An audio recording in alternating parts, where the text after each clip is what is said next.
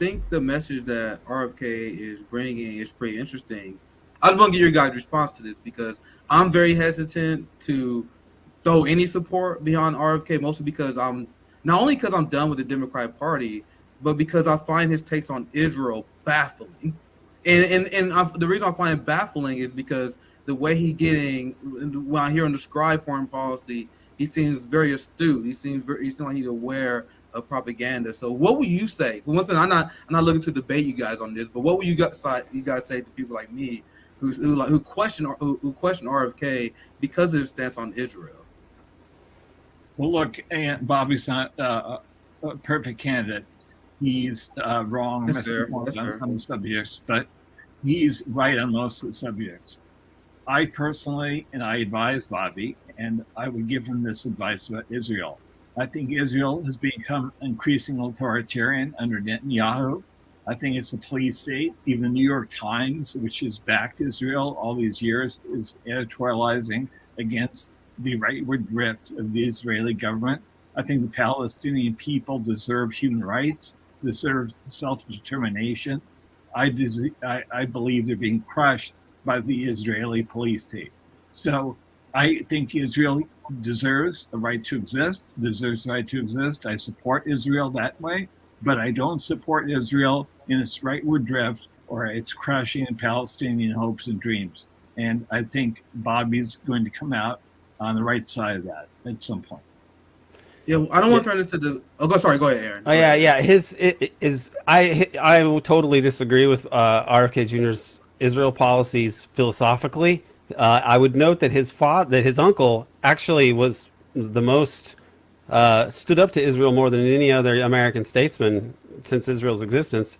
I mean, to the point that he apparently forced Ben Gurion's resignation because JFK was ardently opposed to them acquiring a nuclear bomb.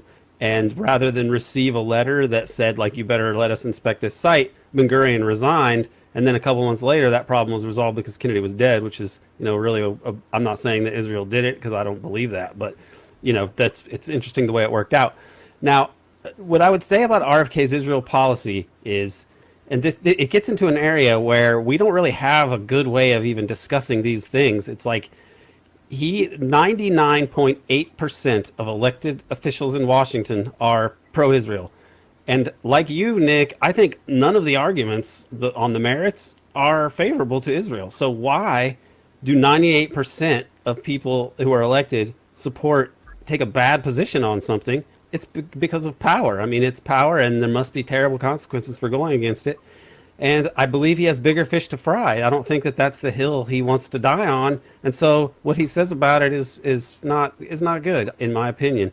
I think that ending the empire is something that is A, more important, and B, nothing could be better for the Palestinian people than for the U.S. to lose the ability to tell the whole world how things are going to be. And that's really what RFK is trying to do. So as much as I disagree with RFK Jr.'s position on Israel, it may well be right that he's wise not to be saying what I think about Israel out there, because he has a bigger concern. And how much can you rely on Americans to be motivated by the plight of people far away? I mean, Americans are very used to not even caring about many people in America. I don't know that it's a winning issue, even though things are changing in the U.S. I still think you look at the composition of Congress and the White House, and the power of the Israel lobby is quite apparent. And what do you gain from just taking them on? He already gets smeared for like his Anne Frank comments.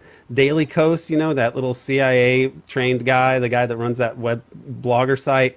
They're saying libelous things about him. They're like saying like he's attending rallies with Nazis and things. I mean, he's already getting called like tarred as like an anti-Semitic conspiracy theorist. That's kind of my argument, Aaron, because if they are smearing him anyway, and I will make the argument that he's kind of wasting time running as a Democrat because the party is rigged, so he has no chance of winning. Since we know he has no chance of winning, since he's being smeared anyway, why not help raise awareness on this issue? But it's something that he gets wrong.